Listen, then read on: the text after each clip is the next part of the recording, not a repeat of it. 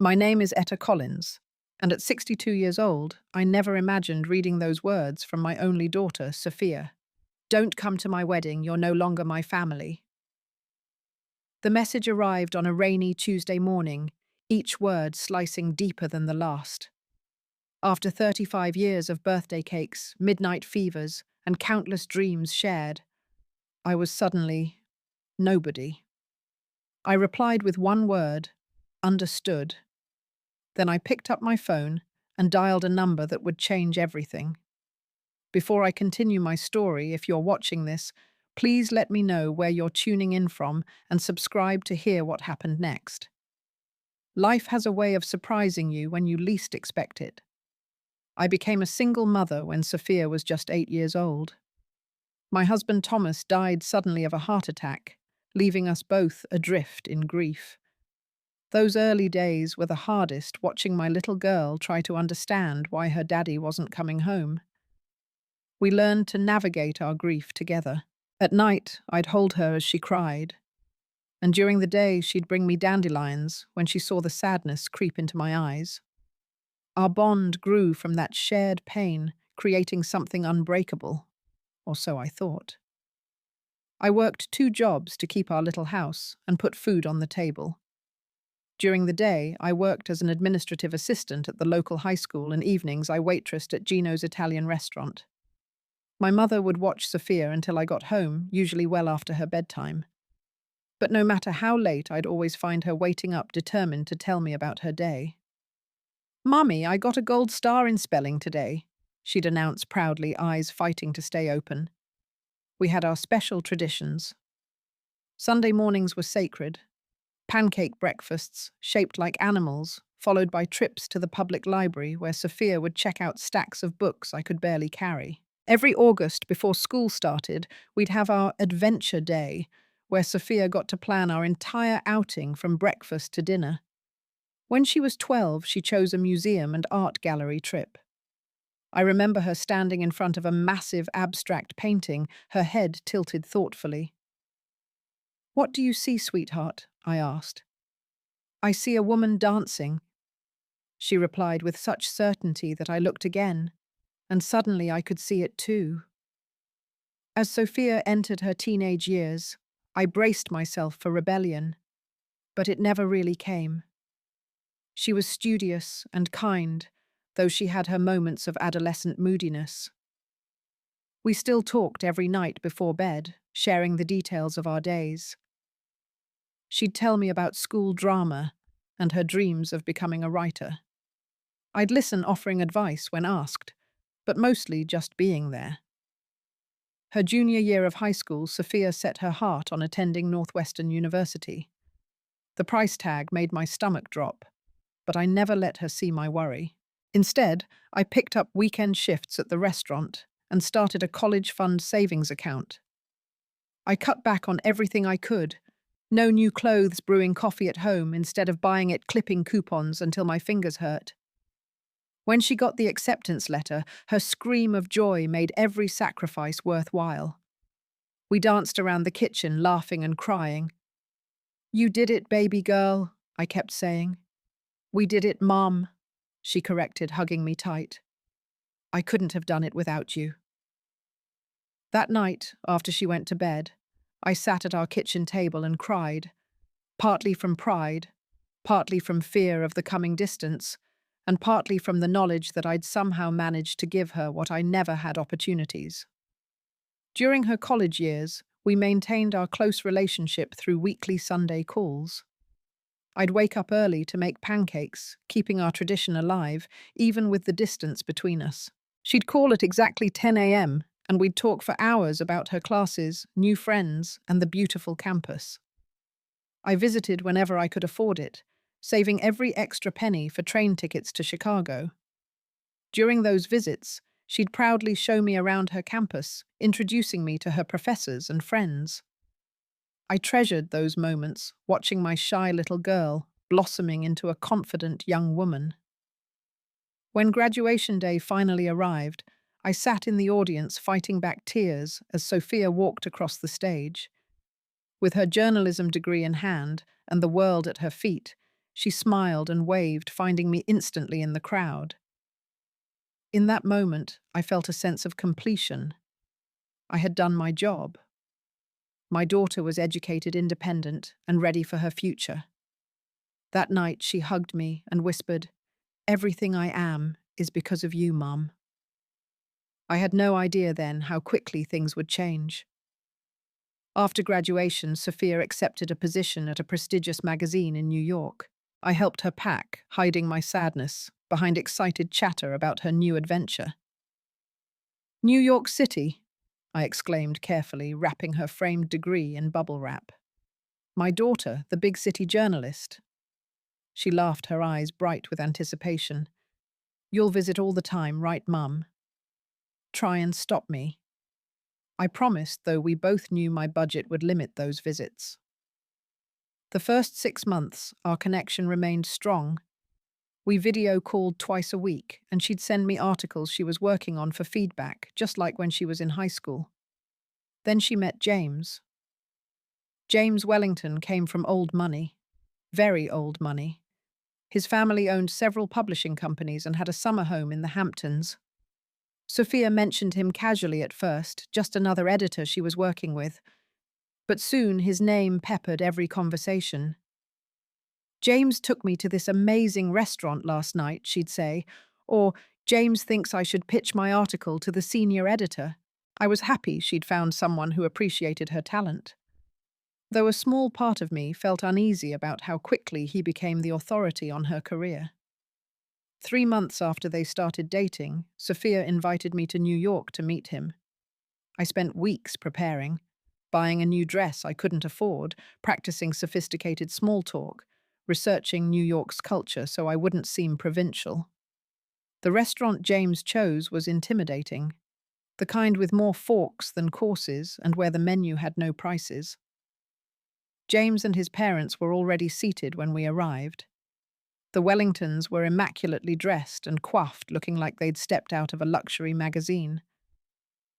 "Mother, this is James and his parents, Harold and Margaret Wellington." Sophia introduced us, and I noticed the formality in her voice that had never been there before. "It's so lovely to meet you," I said, extending my hand to Margaret, who merely nodded in response. Throughout dinner, I felt like I was being interviewed rather than participating in a casual meeting. Harold questioned me about my job, my education, and my family background with the precision of a prosecutor. "And what did your late husband do for work?" he asked. "Thomas was a high school history teacher," I answered proudly. Harold and Margaret exchanged glances. "How rewarding," Margaret said with a tight smile. James barely spoke to me directly, instead, keeping his attention on Sophia or his parents. When I tried to share stories about Sophia's childhood, he would subtly redirect the conversation. As we were leaving, I overheard Margaret whisper to James, "She seems nice enough, but really, James, there's no background there." That night in Sophia's apartment, I noticed changes in my daughter. She corrected my grammar twice during conversation, something she'd never done before. When I suggested we visit our favorite diner for breakfast the next morning, she frowned. "Oh, I don't really do diners anymore, Mother.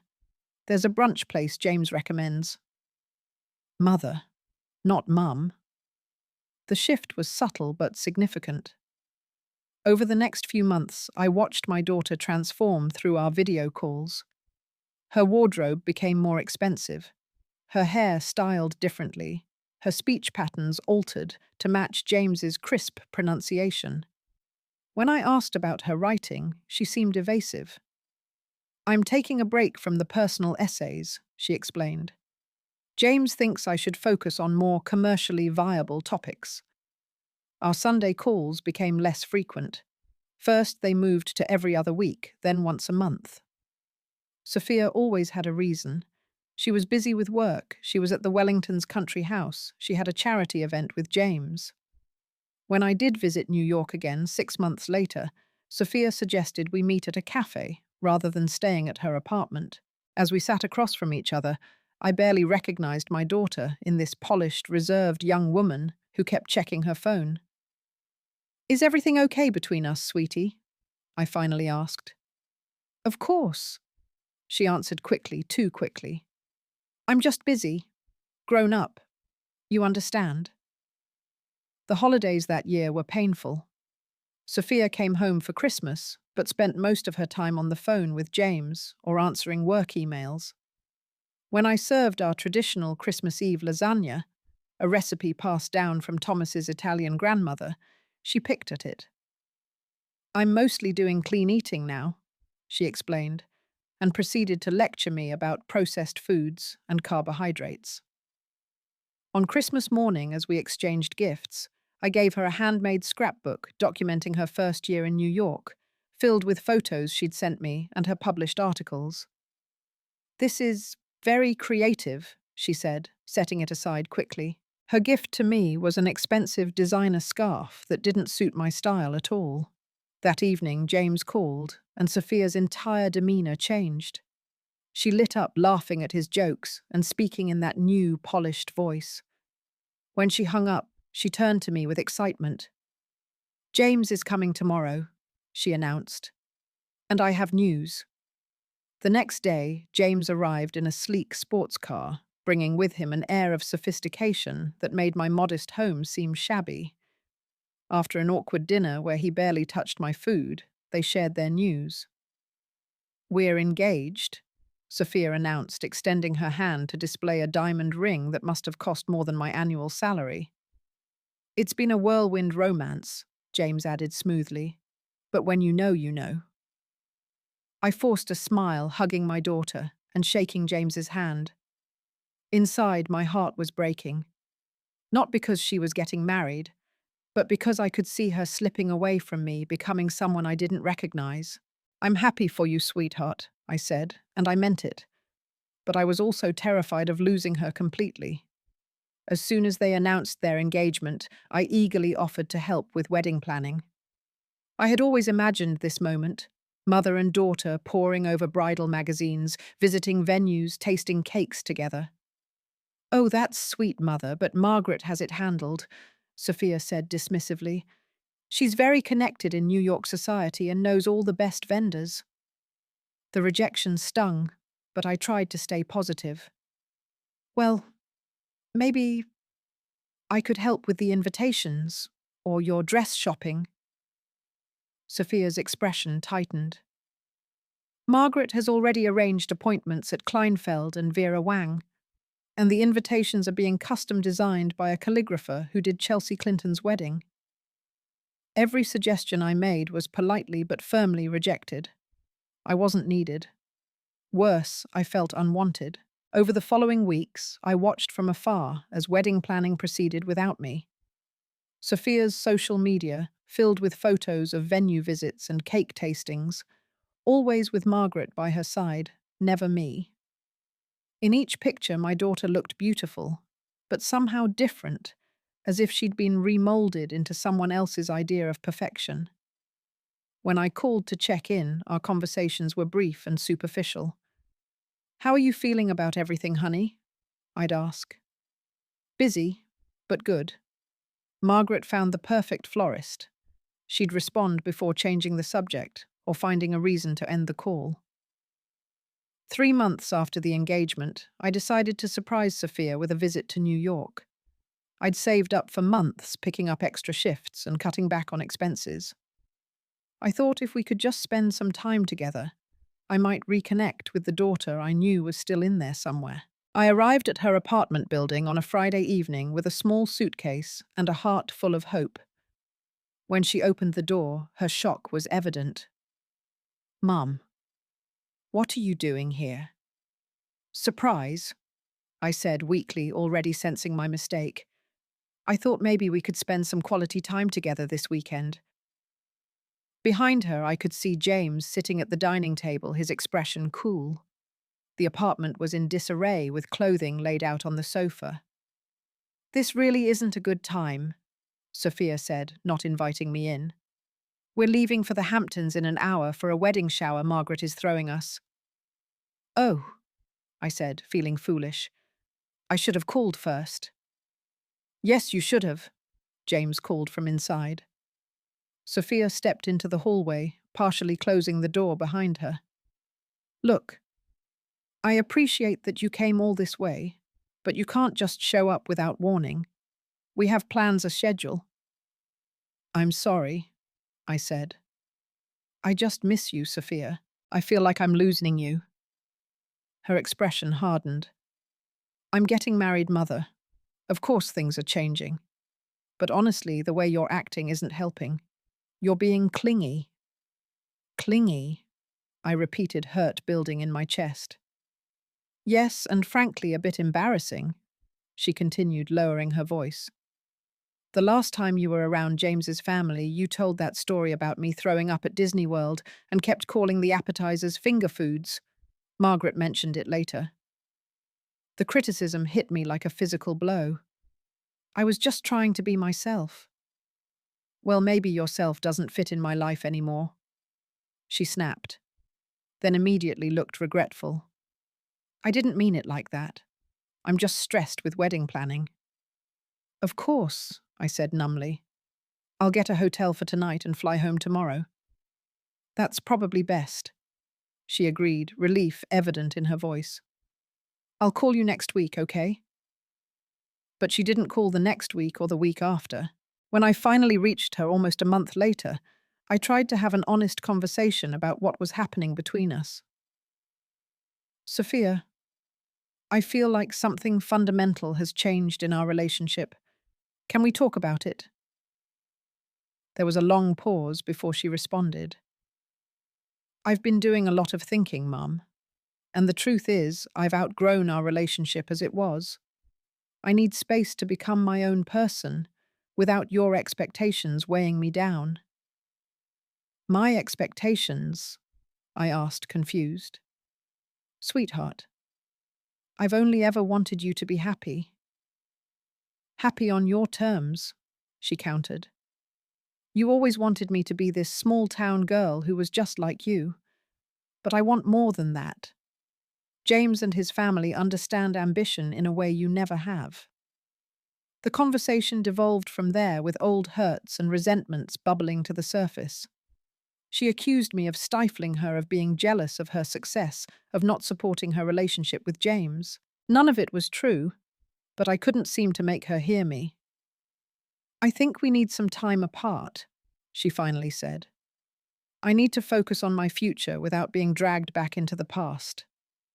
After we hung up, I sat alone in my kitchen, the same kitchen where we'd once laughed and baked cookies and shared our deepest secrets. Now it felt empty, haunted by the ghost of the relationship we once had. For the next few months, contact between us was minimal and strained. I sent texts that received one-word responses. I left voicemails that went unreturned. Every attempt to bridge the growing chasm between us seemed to push her further away. In desperation, I wrote her a heartfelt letter pouring out my love, apologizing for any ways I might have hurt her, and expressing my desire to support her happiness, whatever form that took. 3 weeks later, I received a brief email in response. Mum, I appreciate the letter, but I need space right now. Wedding planning is stressful, and I need to focus on that without emotional distractions. I'll reach out when I'm ready. It was signed with just her name. No love, or even best wishes. Just Sophia. A week later, a formal wedding invitation arrived in the mail. The thick cream envelope contained an elegantly designed card inviting me to the wedding of Sophia Marie Collins and James Harold Wellington III at the Plaza Hotel in New York City. It was beautiful, impersonal, and cold. What wasn't cold was the handwritten note that accompanied it outlining my attendance guidelines.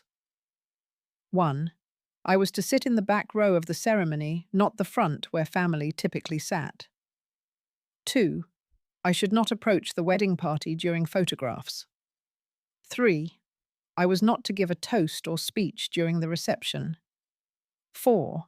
I should wear appropriate attire, with a helpful link to a department store and suggestions for appropriate colors, navy or gray, nothing bright. 5.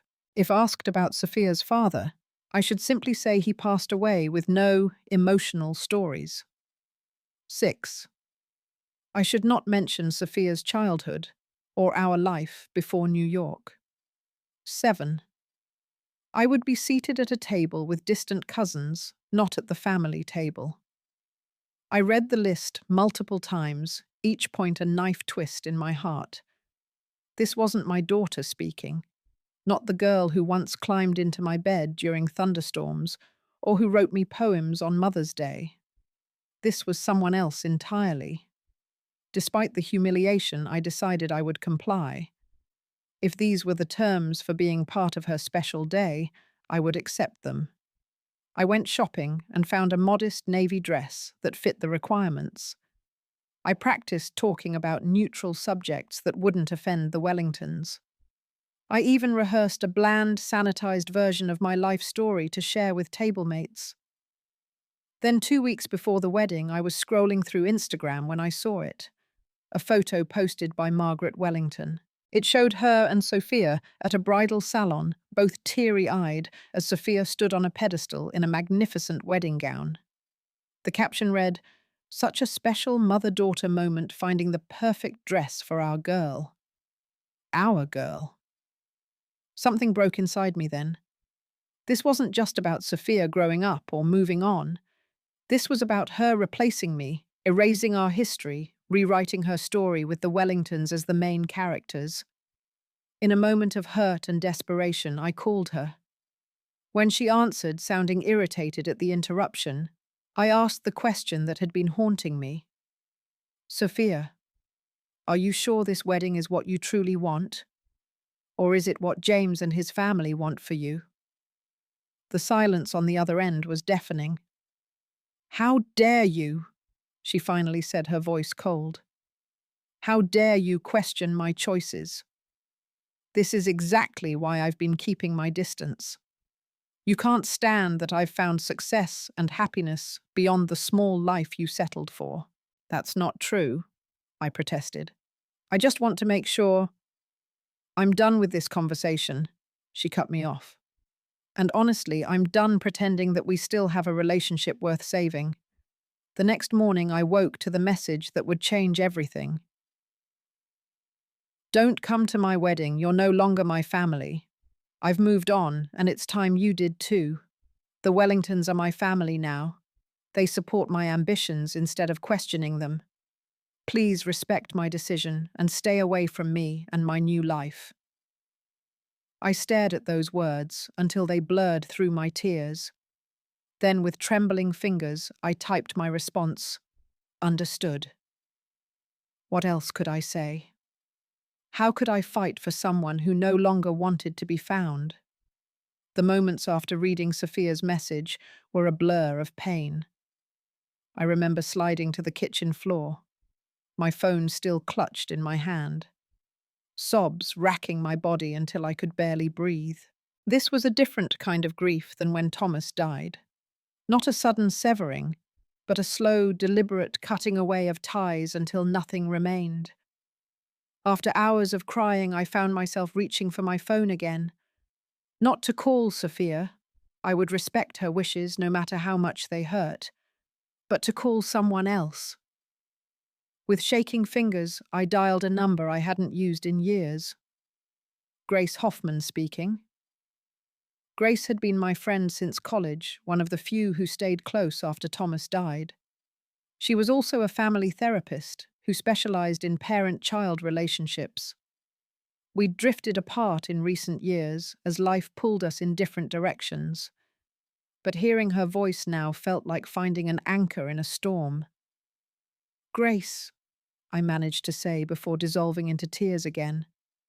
"Etta, what's wrong?" Concern filled her voice. When I could finally speak, I poured out everything. Sophia's transformation, James's influence, the wedding invitation with its humiliating rules, and finally the devastating message that had broken me. Grace listened without interruption. When I finished, she didn't offer platitudes or tell me everything would be okay. Instead, She asked thoughtful questions about the progression of Sophia's behavior and her relationship with James. Etta, what you're describing sounds like a pattern I've seen before, she said gently. From what you've shared, there are several red flags for emotional manipulation in Sophia's relationship. What do you mean? The isolation from family and old friends. The personality changes, the adoption of his family's values over her own, the increasing criticism of you and your shared past. These can be signs that someone is being controlled. Her words hit me like a revelation. I'd been so focused on my own hurt, on what I might have done wrong, that I hadn't fully considered that Sophia might be caught in something beyond her control. But what can I do? She's made it clear she doesn't want me in her life. First, Grace said firmly, you need to understand that this isn't about your worth as a mother or as a person. What's happening says nothing about you and everything about the dynamic Sophia is trapped in. Those words were the first bit of healing in a wound that had been festering for months.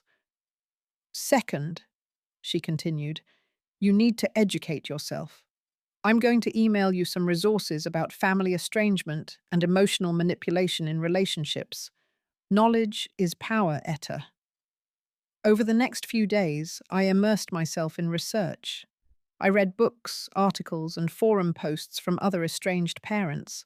I joined an online support group where people shared similar stories of adult children who had suddenly cut contact, often after entering relationships with controlling partners. I learned that estrangement wasn't as uncommon as I'd thought.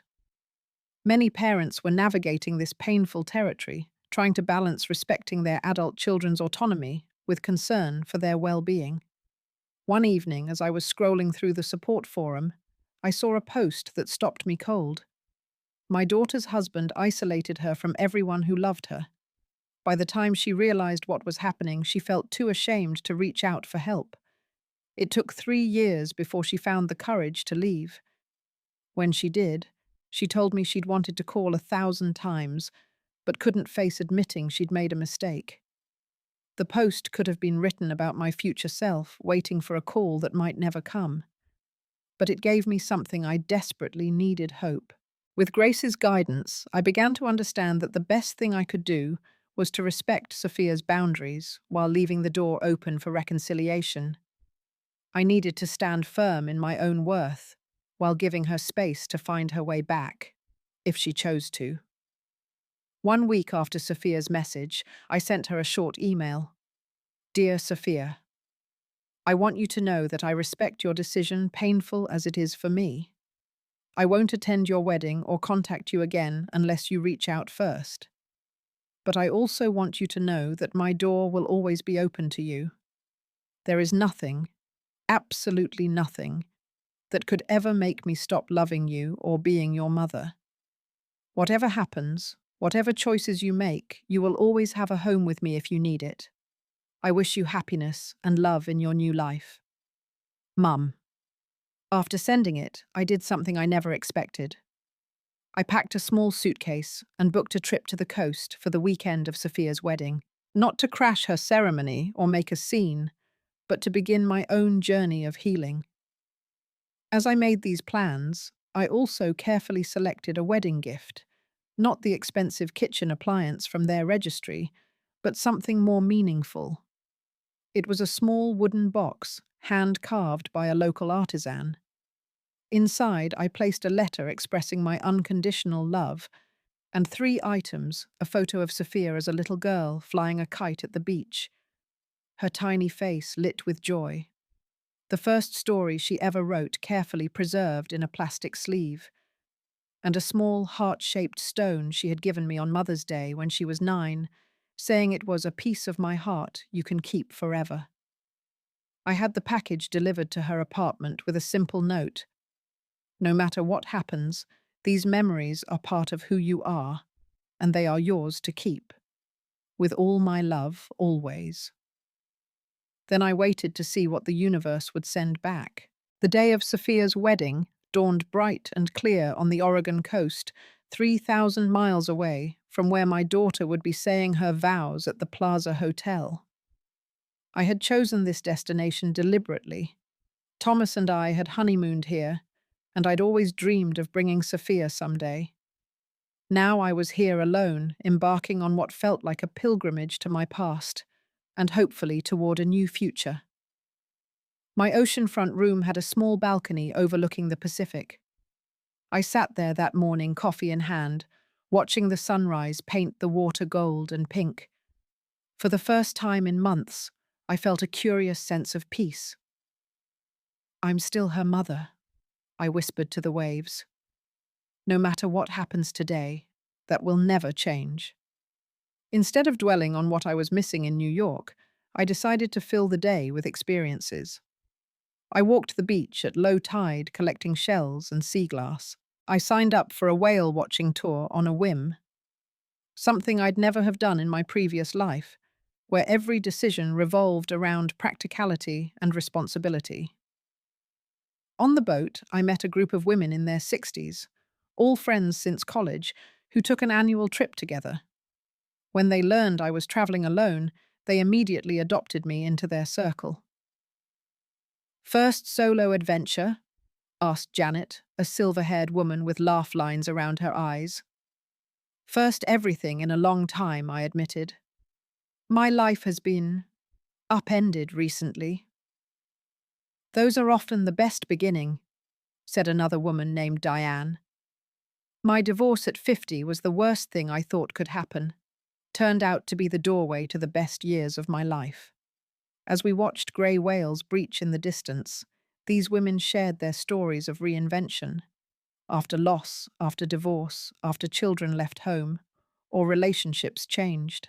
They talked about discovering passions they'd set aside decades ago and building new dreams when old ones crumbled. "The secret," Janet told me over lunch later, "is to stop seeing yourself through the lens of what you've lost. Start seeing yourself through the lens of what you might find." Her words resonated deeply. For decades, my identity had been built around being Sophia's mother. Even my friendships had mostly been with other parents from her school, my schedule structured around her needs and activities. When she left for college, I'd maintained that identity by staying deeply involved in her life from afar. Now that connection was severed, and I was forced to answer a question I'd been avoiding. Who was Etta Collins, apart from being Sophia's mother? That evening, back in my hotel room, I opened my laptop and on impulse started a blog. I called it Rediscovering Etta and wrote my first post about the day's experiences and the women I'd met. I included reflections on parenting loss and the strange journey of finding yourself again in middle age. I didn't mention Sophia directly or air our private pain, but I wrote honestly about navigating estrangement and grief. "Today, somewhere across the country, a significant event is happening without me," I wrote. "And while part of my heart is there, another part is here beating strongly, discovering that I am still whole, even when a piece of me feels missing." I published the post without expectations, simply needing to express the swirl of emotions inside me. To my surprise, by morning, several comments had appeared. Most were from women in similar situations, mothers estranged from adult children, women rebuilding after loss, people searching for identity beyond their relationships. "Thank you for putting into words what I've been feeling for years," one comment read. Over breakfast at a local cafe, I struck up a conversation with the owner, a woman named Marta, who'd opened the place after her children left home. "I needed something that was just mine," she explained as she refilled my coffee. "Something that couldn't be taken away."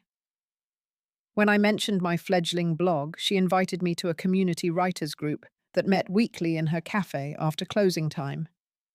"Just a bunch of ordinary people telling their stories," she said. "Nothing fancy, but it saved my sanity after my divorce." Later that day, I was browsing in a local bookstore when I quite literally bumped into a woman studying the same shelf of memoirs. "Sorry," we both exclaimed simultaneously, then laughed at the synchronicity. Her name was Helen, and she introduced herself as a retired English professor. When she learned I was staying through the weekend, she insisted I join her book club meeting that evening. "We're discussing a memoir about midlife reinvention," she said. "Sounds like it might resonate with you." By a strange twist of fate, as we exchanged phone numbers, Helen mentioned she was from New York. "My nephew's getting married there today, actually. Big society wedding at the plaza." I begged off. Those fancy New York events aren't really my scene. My heart stuttered. The plaza today. Yes, some publishing family. The Wellingtons. My nephew works for their company. William Parker. He's a marketing executive. The world suddenly felt very small. "Does he know the bride well?" I asked, trying to keep my voice casual. "Not particularly. He said she's quite nice, but seems a bit lost. Completely transformed herself to fit into their world, apparently. Sad, really." I swallowed hard, processing this unexpected glimpse into Sophia's new life. "Are you all right?" Helen asked, noticing my expression. "Yes," I said. "Just reminded of something. I'd love to join your book club tonight." That evening, surrounded by Helen's book club members, a diverse group of intelligent, engaging women, I found myself talking more openly than I had in years. When they asked what brought me to the coast alone, I shared a simplified version of my story. "My daughter is getting married today," I said. "We're not in contact right now." Instead of awkward pity, I received nods of understanding and shared experiences. "My son didn't speak to me for 3 years after I remarried," one woman offered. "Now we're closer than ever." "My daughter and I needed 5 years apart before we could build something healthy," said another. As the evening progressed, I checked my phone compulsively, half expecting a message from Sophia, perhaps a thank you for the gift or even an apology. There was nothing. But strangely surrounded by these new connections, the silence hurt less acutely. The next morning, I woke to a notification on my laptop. My blog post had gone viral in certain parenting circles. Hundreds of comments had appeared overnight, most from parents navigating similar waters of estrangement and loss. On impulse, I opened my social media accounts, which I'd been avoiding for weeks, to spare myself the pain of seeing Sophia's wedding updates. There were several photos posted from guests showing elegant floral arrangements and the historic Plaza Ballroom transformed for the reception. Then I found a photo of Sophia in her wedding dress, standing beside James. She looked beautiful, but somehow vacant, her smile not reaching her eyes. The Wellingtons flanked the couple, beaming with proprietary pride.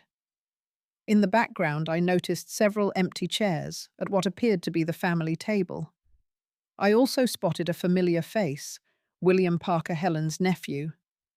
He was speaking with a young woman I recognized as Amanda Sophia's best friend from college.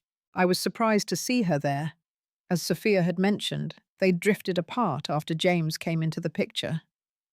I closed the laptop, feeling a strange mix of sadness and relief. The wedding looked picture perfect, exactly as the Wellingtons would have wanted. But something about Sophia's expression haunted me, a hollowness that no designer dress or perfect venue could fill. That afternoon, I signed up for a pottery class at a local arts centre, something I'd always wanted to try but never made time for.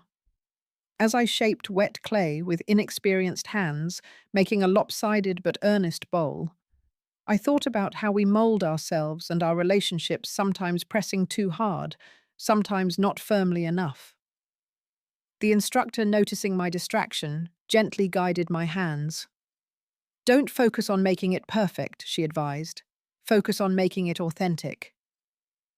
Authentic. The word resonated deeply. In trying to maintain my connection with Sophia, had I been authentic? Had she? Or had we both been molding ourselves into shapes that didn't truly fit, trying to please each other? Or in Sophia's case, the Wellingtons, that evening I had dinner with Janet and her friends from the whale-watching trip. As we shared wine and seafood overlooking the sunset on the ocean, I realized I'd made more meaningful connections in 3 days than I had in years back home, where I'd isolated myself in work and routine. "You should join us next year," Janet said as we parted. "We're thinking Sedona." "I might just do that," I replied, and meant it. As I walked back to my hotel under a sky full of stars, my phone rang. I nearly dropped it in my haste to answer, my heart racing with the possibility that it might be Sophia. It wasn't. It was Grace checking in on me. "How are you doing today?"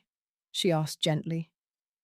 "I'm okay," I said, surprising myself with the truth of it. "Better than I expected." "You sound different," Grace observed. "Stronger." "I feel different," I admitted. "Like I'm remembering parts of myself I'd forgotten existed." We talked for nearly an hour, and I shared the strange coincidences of the day, meeting Helen with her connection to the wedding, the unexpected resonance of my blog, the new friends who'd embraced me so quickly. "It sounds like the universe is telling you something," Grace said. "That you're not alone, that your story matters, that there's life beyond this pain." "Maybe," I agreed. "Or maybe I'm just finally listening to what's always been there." After we hung up, I walked to the edge of the beach, where waves crashed against the shore in a timeless rhythm of approach and retreat. Standing with my toes in the cold sand, I made a promise to myself. Whatever happened with Sophia, whether she returned to my life or not, I would continue this journey of rediscovery. I would build a life rich with connections and meaning, a life that would be waiting with open arms if she ever decided to come back. With that thought warming me against the cool night air, I returned to my room and fell into the deepest, most peaceful sleep I'd had in months. I was awakened at dawn by the insistent ringing of my phone. "Mum." The voice was small, choked with tears and unmistakably Sophia's. I sat up in bed, my heart pounding. "Sophia, are you okay?" "No," she sobbed. "I'm not okay. I haven't been okay for a long time." Outside my hotel window, the first light of dawn was breaking over the ocean. 24 hours after her wedding was scheduled to begin, my daughter was calling me, her voice cracking with emotion. "Where are you?" I asked, trying to keep my own voice steady. "At the airport," she said. I I didn't go through with it, Mum. I couldn't."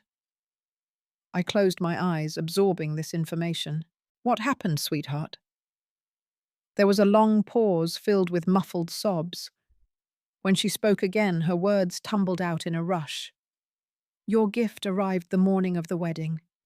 I opened it while the makeup artist was working on me, and when I saw that picture, the one of me flying the kite, I just broke. I remembered how happy I was that day, how free I felt. And I realized I haven't felt that way in years, not since I met James." My throat tightened with emotion. "Oh, Sophia. All these months I've been turning myself inside out, trying to be what he and his family wanted. I stopped writing the stories I cared about. I cut off friends they didn't approve of. I even started talking differently, dressing differently. But it was never enough. There was always something else to fix some other way. I wasn't quite fitting into their world." I listened silently, giving her space to unburden herself. "The worst part is how they made me see you," she continued, her voice breaking. "They'd make these little comments about your clothes or your job or your house, and at first I defended you. But then I started seeing you through their eyes, and I betrayed you, Mum. I betrayed everything we were to each other." "Sophia, listen to me," I said firmly. "You didn't betray me. You got caught in something that happens to so many people. It doesn't make you weak or bad. It makes you human." But the things I said to you, she protested. We'll talk about all of that, I assured her.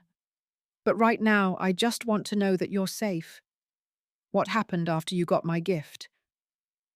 She took a shuddering breath. I asked everyone to leave the room. I told them I needed a moment alone. Then I just sat there, holding that little heart stone, remembering the day I gave it to you. I'd spent hours finding the perfect one on the beach, remember? I remember, I said softly. You said you wanted me to have a piece of your heart that would never break. Yes, she whispered. And I realized that's what James had been doing, breaking my heart piece by piece until I hardly recognized myself anymore. When they called saying it was time to go downstairs for the ceremony, I just couldn't do it. I couldn't say vows promising to be someone I'm not for the rest of my life. What did James say? I asked carefully. He was furious. He said I was making a scene embarrassing him in front of everyone. But it was what his mother said that really opened my eyes. She said, after all we've done to fix you, this is how you repay us. Fix me, like I was broken before they came along. A surge of anger rose in me at the thought of anyone making my daughter feel defective, but I kept my voice calm. You've never needed fixing Sophia. Becoming, growing, evolving. Yes, but not fixing. I know that now, she said, and there was a new strength in her voice, despite the tears. So I left.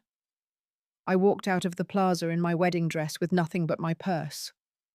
I went to Amanda's apartment. She was the only person I could think of who might still be on my side. She helped me cancel the honeymoon tickets and book a flight to come find you. My heart leapt. You're coming here? If that's okay, she said, suddenly sounding uncertain. Amanda found your blog. That's how we knew where you were. I read every word, Mum, and I need to see you, to apologize in person, to try to explain. But I understand if you need more time. Sophia Marie Collins, I said firmly. Using her full name as I had when she was a child, I am sending you the address of my hotel right now. There is nothing in this world I want more than to see you. She broke down again, then relief pouring through her tears. I'll be there by noon, she promised. I love you, Mum. I'm so sorry. I love you too, sweetheart. Always have, always will. After we hung up, I sat on the balcony watching the sunrise, tears streaming down my face. They were tears of relief, of gratitude, of cautious joy. I knew we had a long road ahead. Sophia would need time to process what had happened, to rediscover herself after being so thoroughly submerged in James's world. There would be difficult conversations, painful recognitions, perhaps even setbacks. But she was coming back to me. Not because she had nowhere else to go, but because she had chosen to return to reclaim the authentic connection we'd once shared. I called Grace to share the news. She's coming here, I said, still hardly believing it. She left James at the altar. That took incredible courage, Grace said. Both the leaving and the reaching out to you. How are you feeling? Overwhelmed, I admitted. Happy, scared, relieved.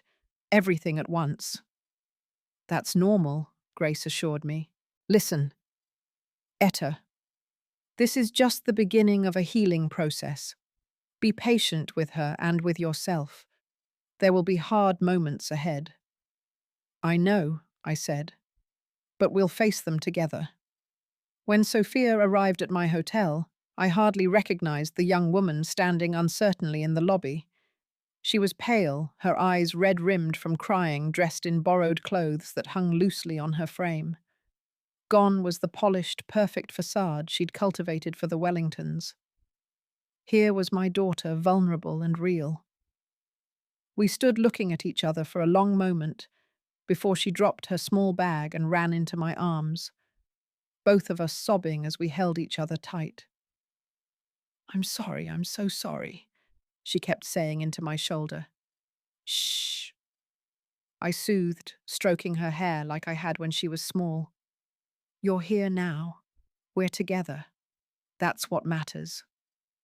Over the next few days, we talked more openly than we had in years. Sophia revealed the extent of James's controlling behavior, how he'd isolated her from friends who questioned their relationship, how he'd criticized her writing until she stopped sharing it with anyone, how he and his mother had systematically remade her in their image.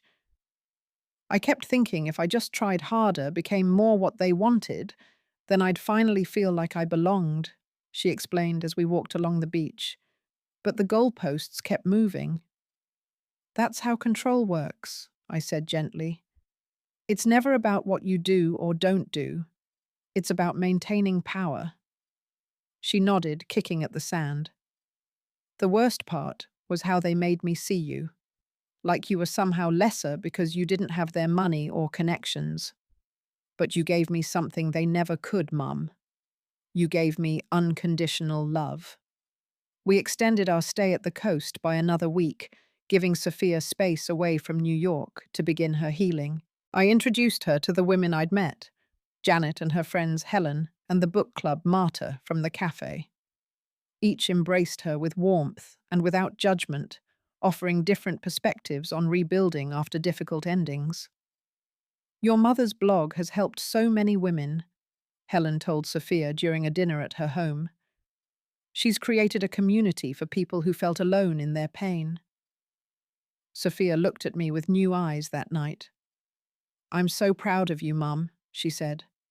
While I was trying to become someone else, you were becoming more authentically yourself. I had help, I said, squeezing her hand. Sometimes the universe sends exactly what you need, even when it comes disguised as what you don't want.